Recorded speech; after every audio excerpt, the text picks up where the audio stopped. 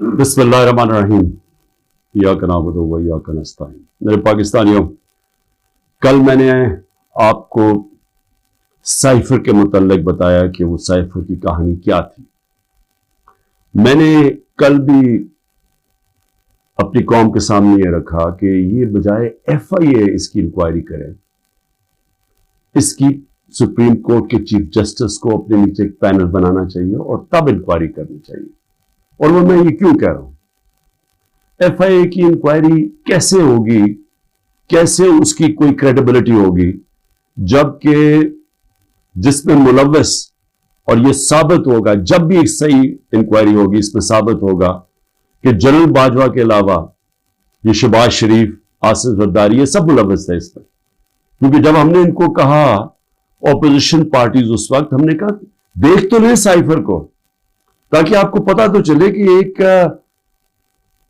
ایک ملک کی توہین کی جا رہی ہے۔ یہ عمران خان کی توہین نہیں ہے، یہ ملک کی توہین ہے، تو آپ دیکھ تو لیں۔ ایک دم صاف انکار کر دیا۔ تو اس سے واضح ہو جانا چاہیے کہ اتنا خوف کیا تھا دیکھنے کے لیے، کیونکہ ان کو پہلے ہی پتا تھا کیا ہو رہا ہے۔ اس سے بڑے پہلے یہ ملاقاتیں کر رہے تھے جا کے ایمبیسی لوگوں کے ساتھ۔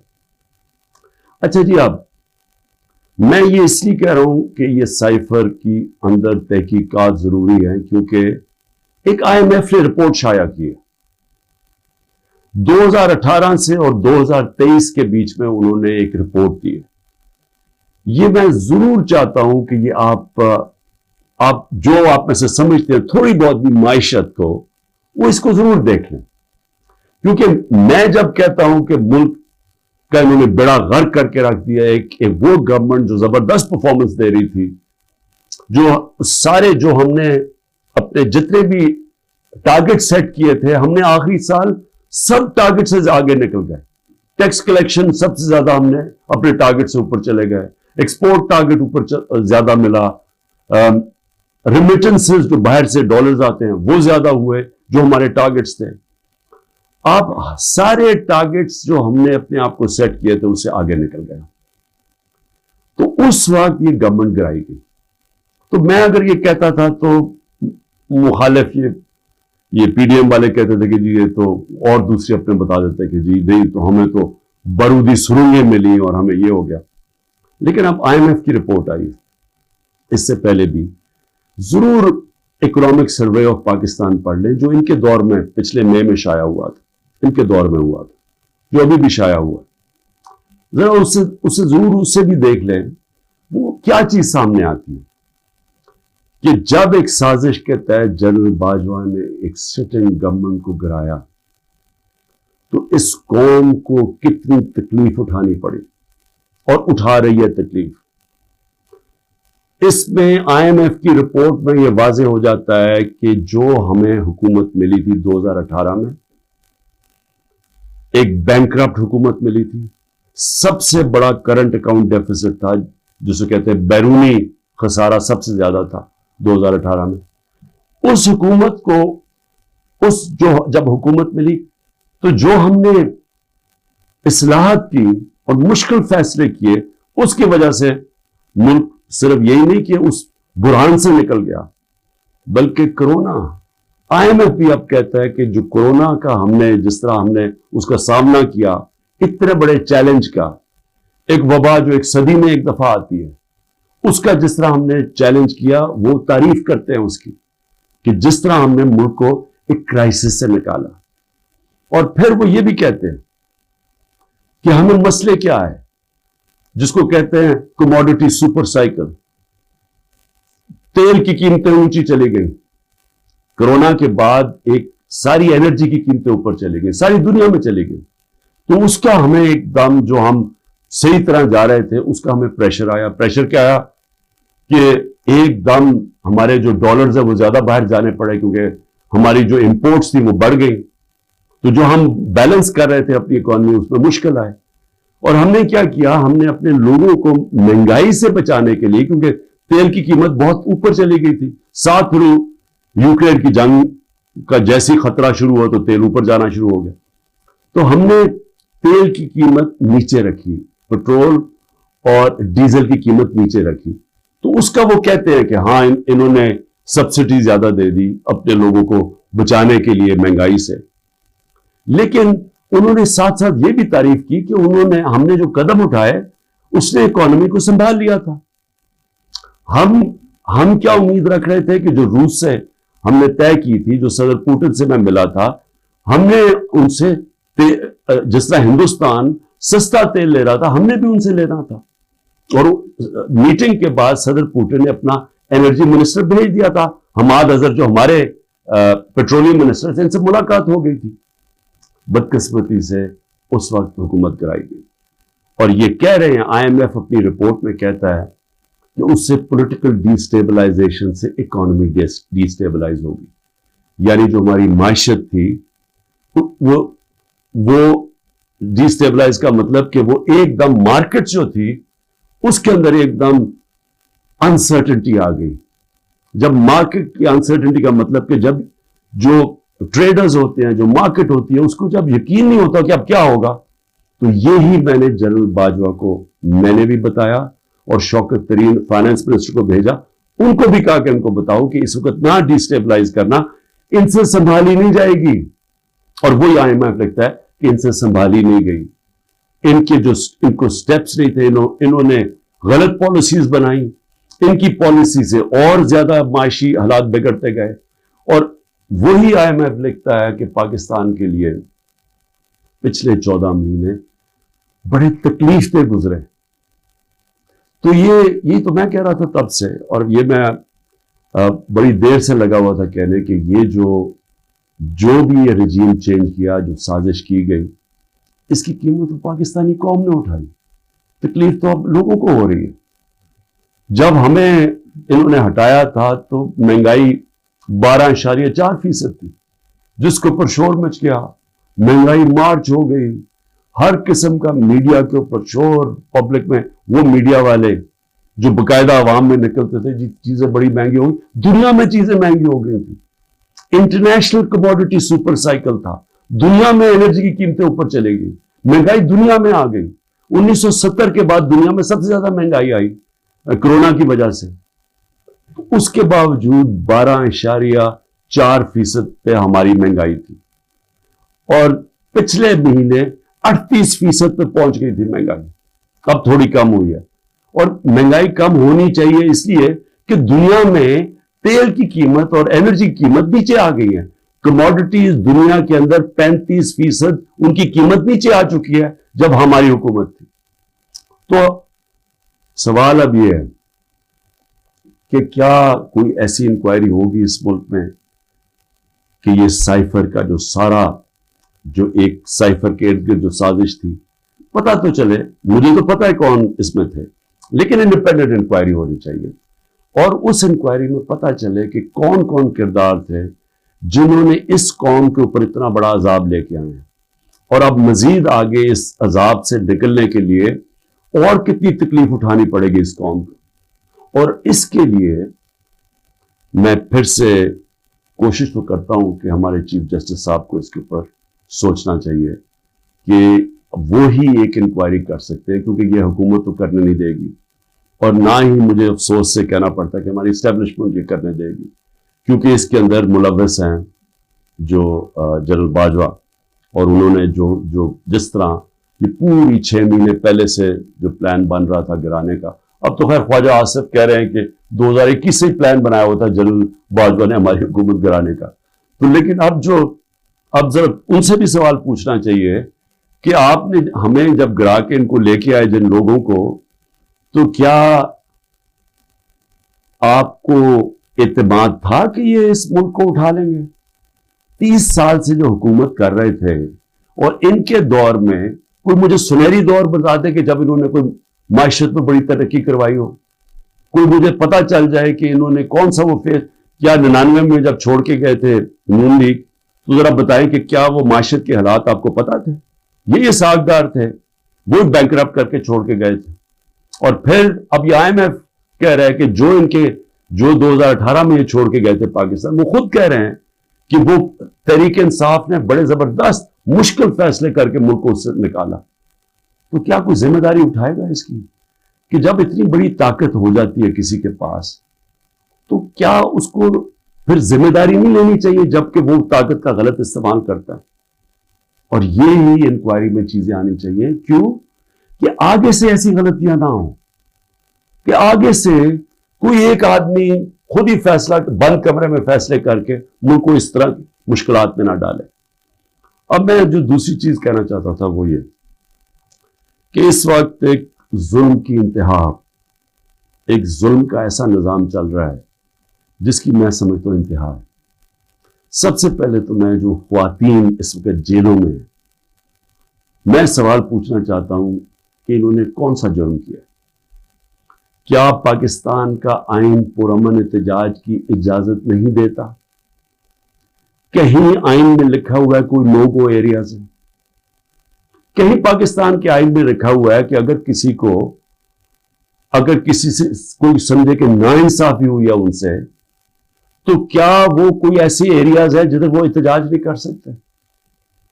جب سپریم کورٹ کہتا ہے کہ پارٹی کے چیئرمین عمران خان کو غیر آئینی اور غیر قانونی طور پہ اغوا کیا گیا اسلام آباد ہائی کورٹ سے، اور جس طرح اس کو مجرموں کی طرح ڈنڈے مار کے لوگوں کو، اس کے بھی اور لوگوں کو، وکیلوں کو، جس طرح اس کو پکڑ کے لے کے گیا تاکہ ساری دنیا دیکھے کہ کس طرح ایک پارٹی کے سربراہ کو کس طرح کا یعنی اس کے ساتھ رویہ تھا، تو کیا اس کا اجازت نہیں تھی کہ پرامن احتجاج اس ناانصافی کے اوپر کریں؟ اور جب رینجرز اٹھا کے لے کے گئے تو کدھر احتجاج کرنا تھا؟ وہی نہ کنٹونمنٹس میں کرنا تھا، جی ایچ کیو کے سامنے کرنا تھا، اور کدھر جا کے کرتے؟ تو میں سوال یہ پوچھتا ہوں اس میں جرم کیا تھا؟ جرم جو تھا جو جلائے ہیں، جرم تھا کور کمانڈر کے گھر کو آگ لگانا، یہ جرم تھا. جرم وہ تھا جو عسکری ٹاور جلائے گئے ہیں اور جدھر جدھر بھی جلائے گئے ہیں وہ جرم تھا. اب میرا سوال یہ ہے کہ کیا اس جرم میں 10,000 لوگ شریک تھے؟ کیا 50-60 لوگ ہوں گے جنہوں نے جا کے جلایا؟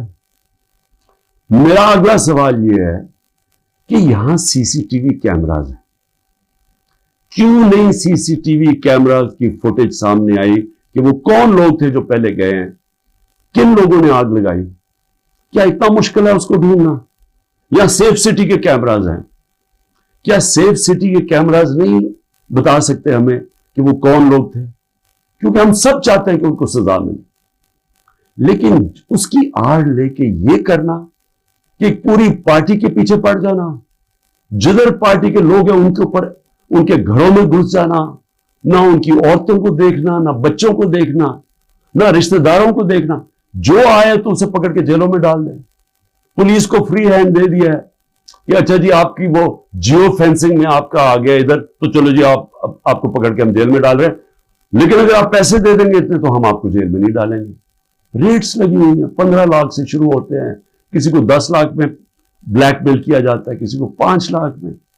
اپنے ملک کی ہم پولیس کی تباہی کر رہے ہیں یہ حرکتیں کروا کے. کوئی انڈیپینڈنٹ انویسٹیگیشن ہوگی اس کے اوپر؟ کیا عسکری ٹاورز کے اندر نہیں ہم بتا سکتے؟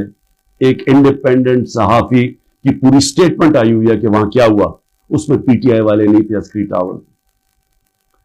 ایک پتا چلے کہ ریڈیو پاکستان پشاور کس نے جلایا تھا، اس کے اوپر کوئی انویسٹیگیشن ہونی چاہیے. کیوں نہیں ہوئی ابھی تک؟ میرا سوال یہ ہے کہ کیوں نہیں ابھی تک آئی جی پنجاب اس سے کیوں نہیں پوچھا گیا کہ کیوں پولیس وہاں نہیں پہنچائی کور کمانڈر ہاؤس؟ کیوں اس سے نہیں پوچھا جا رہا؟ جب یہ ہوا تھا امریکہ کے اندر کیپٹل ہل، ان کی پارلیمنٹ کے اوپر جب ڈونلڈ ٹرمپ کے لوگوں نے دھلا بولا تھا تو سب سے پہلے پولیس چیف کی خبر لی گئی تھی.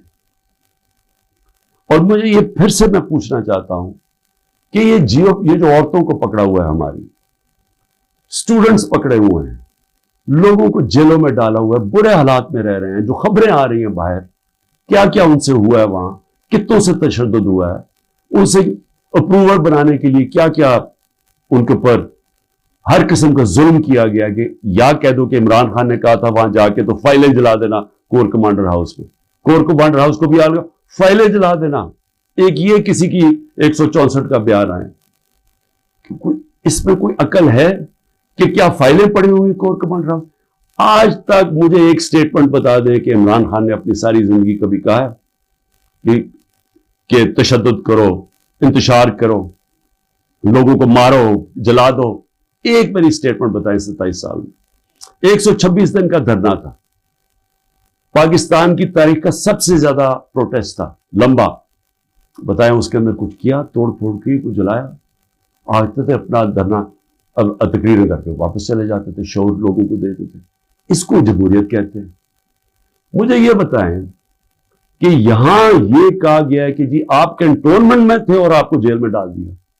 मुझे ये बताएं कि जो सबसे मुकद्दस जगह बरतानिया में है वो है प्राइम मिनिस्टर का घर, 10 डाउनिंग स्ट्रीट। मुझे बताएं हर दूसरे दिन वहां मुजाहरा होता है। आप 10 डाउनिंग स्ट्रीट चले जाएं, वहां पर हर दूसरे दिन कोई ना कोई आके मुजाहरा कर रहा होता है कि जी हमारे से नाइंसाफी हुई। कभी किसी के ऊपर कोई FIR काटी है, किसी के ऊपर कोई गोलियां चलाई हैं? मैं ये सवाल पूछता हूं कि यहां 16 लोग शहीद किए गए डायरेक्ट फायरिंग से, 100 से ऊपर को गोलियां लगी, 3 की टांगें कट गई। मैं ये पूछना चाहता हूं कि जो और एक पैरालाइज है, कभी किसी जमहूरियत के अंदर इस तरह गोलियां मारी जाती हैं और इंक्वायरी भी नहीं है? इंक्वायरी से पुलिस उनके घरों में पहुंच जाती है। जिनके गोलियां लगी है उन्होंने एक जगह डेड बॉडी नहीं दे रहा कि नहीं, जब तक पहले आप कहें कि आप कोई कार्रवाई तो नहीं करेंगे। उनसे एश्योरिटी लेते हैं कि आपने FIR नहीं कटवानी। क्यों सीधी सीधी FIR कटती है IGs के ऊपर? ये कैसे आपने गोलियां चला दी 69 लोगों के ऊपर? एक पुलिस वाले को गोली नहीं लगी, एक रेंजर, मतलब कि यहां से तो किसी के पास हथियार नहीं थे, तो आप 69 लोगों पे गोलियां कैसे चला सकते हैं? और फिर आपके सामने फ्रांस में एक लड़के को गोली लगी, 4 दिन फ्रांस के सारे शहरों में आग लगी होती है, 1000 बिल्डिंग्स और गाड़ियां जलाई जाती है, और खुलेआम लोग आपके सामने कि उन्होंने पुलिस को पेट्रोल बम मार रहे हैं। उसके पुलिस ने तो कोई और गोली नहीं चलाई, क्योंकि वहां जमहूरियत है, आजाद है लोग। मैं ये पूछना चाहता हूं कि कोई इंक्वायरी होगी उन लोगों के ऊपर जिनके ऊपर गोलियां चलाई गई हैं, जिन लोगों की जानें ली गई हैं? क्या हम किसी को अकाउंटेबल रखेंगे? क्या इस मुल्क के अंदर कोई इंसाफ का निजाम है, या सिर्फ ताकतवर जो मर्जी करना चाहे जंगल के कानून की तरह वो कर सकता है? ये कैसे हो सकता है? चलिए, औरतों का मैंने शुरू में बात की, बच्चों को क्यों पकड़ लेते हैं? डॉक्टर अमजद का अभी उसकी मुझे कल मैसेज आई, 13 साल का बेटा। डॉक्टर अमजद घर था नहीं, 6 दफा उसके घर छापे पड़ चुके। उसके 13 साल का बेटा और उसका एक भतीजा था, वो कोई 18 साल, उनको उठा के ले गए। सारी रात वो उसके ऊपर कपड़ा डाल के 13 साल के बच्चे को फुराते रहे। लेकिन जो एस्टेब्लिशमेंट को फिक्र करने की बात यह है कि हर जगह पुलिस क्या कहती है, जी हम कुछ नहीं कर सकते, हम मजबूर हैं, ऊपर से पैगाम आए। ये जो हम जुल्म कर रहे हैं, ये हम नहीं करना चाहते, ये हमें पीछे से पैगाम आए। ये हर जगह से ये खबर आती है कि जी हम तो छोड़ना चाहते हैं, लेकिन क्या करें जी, वो ऊपर से प्रेशर डाल रहे हैं, सारा डाल रहे हैं एस्टेब्लिशमेंट के ऊपर, सारी नफरत उसके खिलाफ कर रहे हैं। ये तो कोई दुश्मनों की जरूरत नहीं है। ये जो सारा जुल्म किया जा रहा है, ये अब पुलिस अपने ऊपर से उतार रही है। ये जो घरों पे भी जाते, जी हमें ऑर्डर है कि घर तोड़ दो, लूटते हैं घर के, जिनको सबक सिखाओ। बच्चों को पकड़ना, औरतों को पकड़ना। और ये हाल है कि ज़मान पाक में अब ये हाल है। जरा मैं आखिरी बात कर रहा हूं। ज़मान पाक में क्या होता है, या एक नाई आता है हर थोड़ी देर के बाद, गार्ड्स भी हैं या काम करने वाले, वो एक दफा आता है, उन सबके बाल काट देता है। वो 3-3.5 घंटे के लिए, 4 घंटे तक वो बैठ के बाल काट देते। वो नाई ना आए यहां, सारे पूछे किधर चला गया वो नाई। उसको जब भेजा आदमी के, जी पता तो चला, तुम आए क्यों रहे? उसने हाथ ऐसे पकड़ लिया, कहते जी मेरे पुलिस पहुंच गई और पुलिस ने कहा कि तुम 3.5 घंटे ज़मान पार्क में क्या कर रहे थे? اس نے ہاتھ چھوڑ لیا کہ جی میں نہیں آ سکتا. تو یعنی یہ حالات ہے کہ زبان پاک میں آنا جرم ہو گیا. یہ کدھر پہنچ گئے ہم؟ یہ ایک پولیٹیکل پارٹی ہے. عمران خان ایک پولیٹیشین ہے, ایک غدار نہیں ہے. اس کا جینا مرنا اس ملک میں ہے. جو لوگ آج اوپر بٹھائے ہوئے ہیں, میں انشاءاللہ کل پورا توشہ خانہ کا بتاؤں گا, کہ اس میں جلدی شروع میں جس طرح بتایا کوشش کر رہی ہے کہ کسی طرح اس کو ڈسکوالیفائی کریں یا جیل میں ڈالیں. یہ سائفر آ گیا, توشہ خانہ آ گیا, یہ باقی سارے جو 180 کیسز ہیں. لیکن وہ جو لوگ اوپر بٹھائے ہوئے ہیں, کوئی دیکھا ہے ان لوگوں کا کون ہے وہ؟ یہ اس کی قوم کے بڑے بڑے مجرم ہیں. وہ لوگ ہیں جو 30 سال سے جرم کر رہے ہیں, جن کے اوپر اتنی فائلیں ہیں ان کی چوریوں کے اوپر.